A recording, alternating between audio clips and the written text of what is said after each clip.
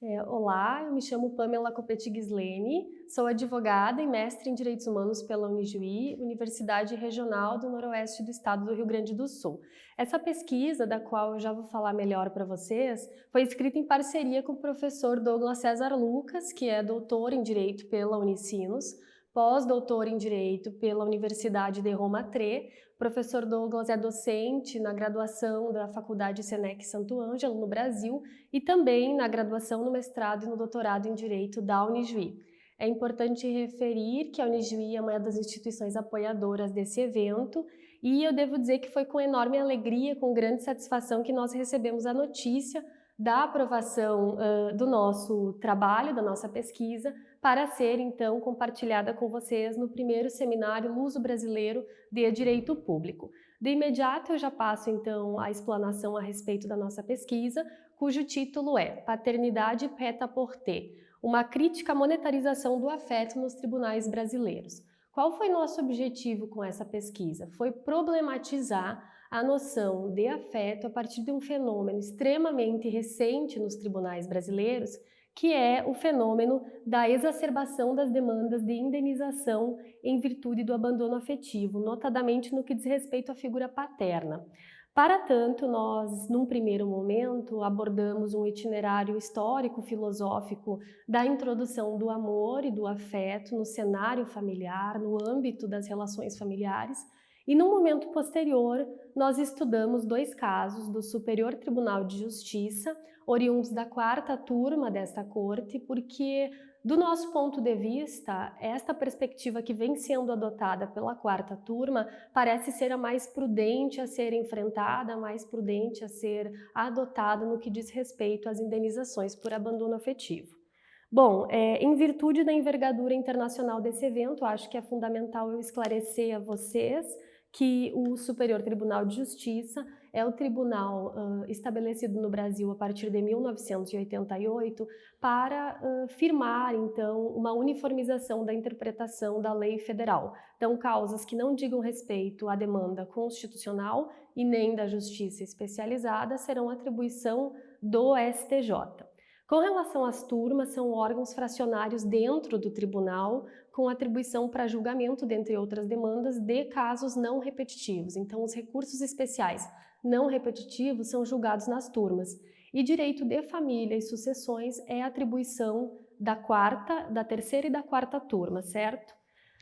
Bom, no que diz respeito ao apanhado histórico, devo dizer a vocês que a transformação mais evidente é aquela que ocorre a partir do século XIX. Se antes nós tínhamos uma configuração familiar muito convencionalizada, muito utilitarista, a partir do século XIX nós vamos visualizar um modelo familiar que surge de um empreendimento fruto da autonomia do sujeito, ou seja, um processo de eleição do parceiro, da parceira ou dos parceiros e das parceiras.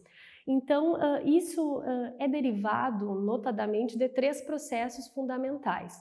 O primeiro desses processos talvez diga respeito à separação cada vez mais evidente, cada vez mais crescente entre sexo e reprodução, quer dizer, prazer de um lado e reprodução de outro.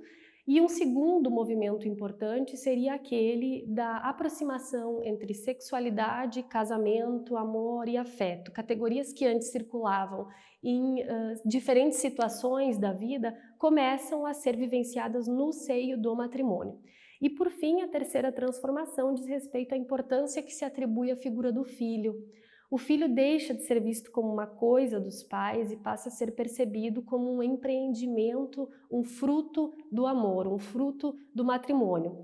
Levando em consideração que nós tivemos inúmeras inovações no que diz respeito às técnicas de controle de natalidade, não se admite mais, numa sociedade que fez da maternidade e da paternidade um processo calculado, um método previamente elaborado, não se admite mais que um filho que seja concebido não seja amado, não seja querido, não seja desejado.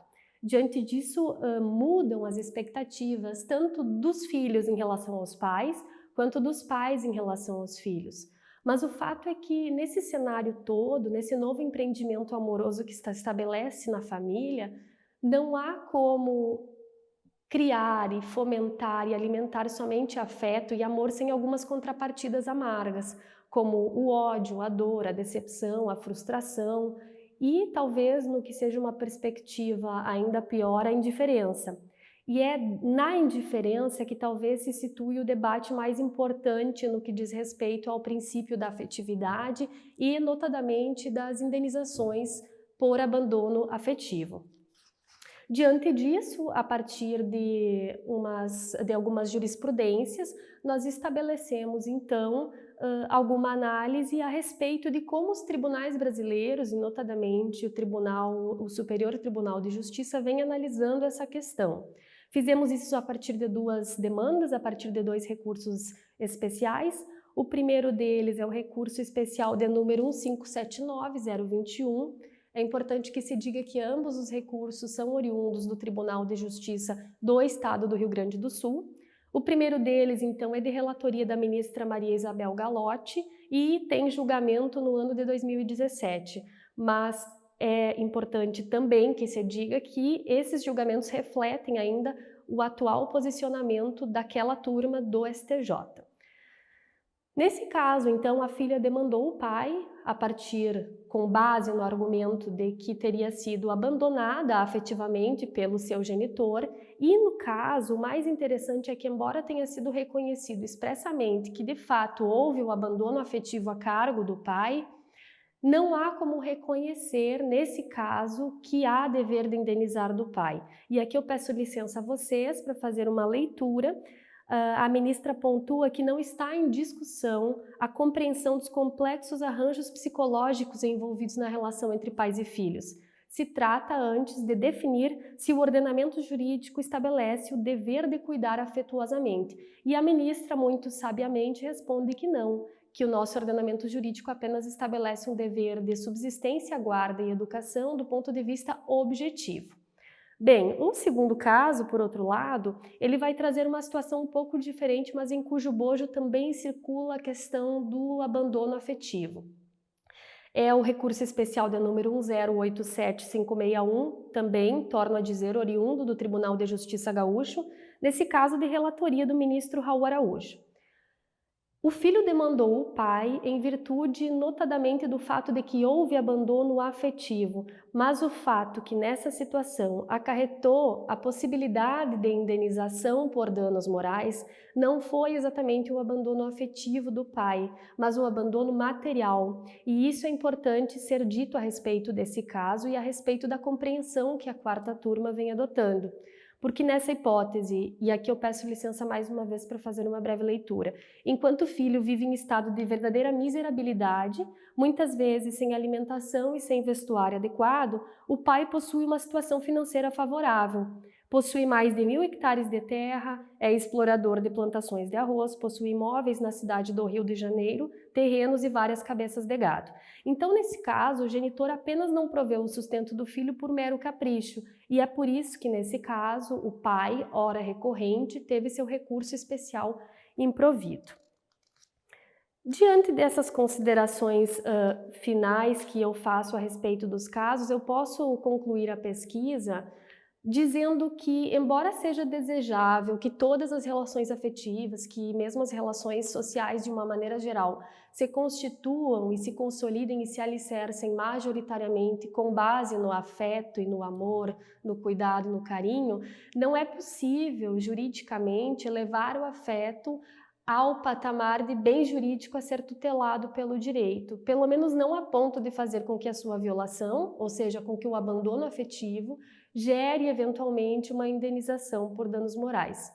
Aproveito a oportunidade para reiterar o posicionamento que nós adotamos como sendo mais adequado, que é aquele que vem sendo encabeçado pela 4ª turma do Superior Tribunal de Justiça.